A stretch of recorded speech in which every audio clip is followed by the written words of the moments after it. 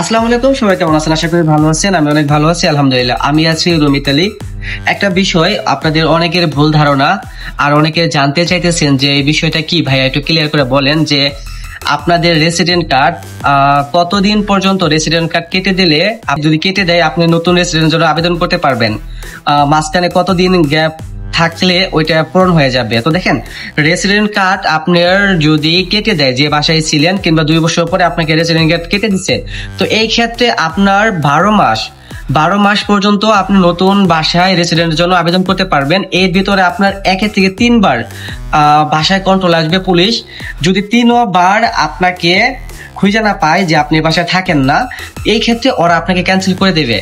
এর ভিতরে যদি আপনি অন্য জায়গায় বাসা নেন, রেসিডেন্ট কার্ড চেঞ্জ করেন, তাহলে আপনি ইজিলি করতে পারবেন।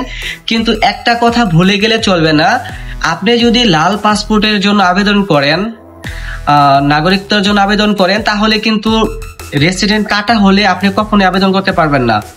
তো এইটা মাথায় রাখতে হবে যে আপনি যদি সত্যিকারে ইচ্ছাভাবে যে আপনি লাল পাসপোর্টের জন্য আবেদন করবেন, তাহলে আপনার রেসিডেন্ট রানিং রাখতেই হবে। যে কোনো বিনিময়ে হোক, আপনি রেসিডেন্ট কখনোই কাটতে পারবেন না। এটা আপনার সবচেয়ে বেশি ইম্পর্টেন্ট। তো এই হচ্ছে মূল বিষয়, যে আপনি চাইলে 1 বছরের ভিতরে আপনি অন্য বাসায় চেঞ্জ করতে পারবেন, হয়ে যাবে। কিন্তু এই ক্ষেত্রে যদি আপনি লাল পাসপোর্ট করতে যান, তাহলে আপনার এই ক্ষেত্রে কিন্তু রানিং থাকতে হবে। যদি মাঝখানে কাটা হয়, 6 মাস কাটা গেছে, আবার পরে 2 বছর পরে আবার মাঝখানে 1 বছর গ্যাপ গেছে, আবার দেখা যায় 2 বছর পরে আবার 6 মাস 4 মাস গ্যাপ গেছে, এই ক্ষেত্রে কিন্তু আপনার জন্য প্রবলেম হবে, আপনাকে পাসপোর্ট দিবে না। তো আপনার জন্য সবচেয়ে বেটার হচ্ছে আপনি রেসিডেন্ট কার্ডটা যেখানেই করেন, আপনি 10 বছর যে কোনো বিনিময়ে হোক আপনাকে রাখতে হবে।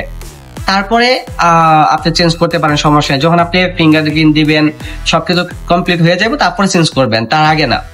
তো আশা করি উত্তরটা পেয়েছেন। ভালো আছেন, ভালো থাকবেন, আমার জন্য দোয়া করবেন। আসসালামু আলাইকুম।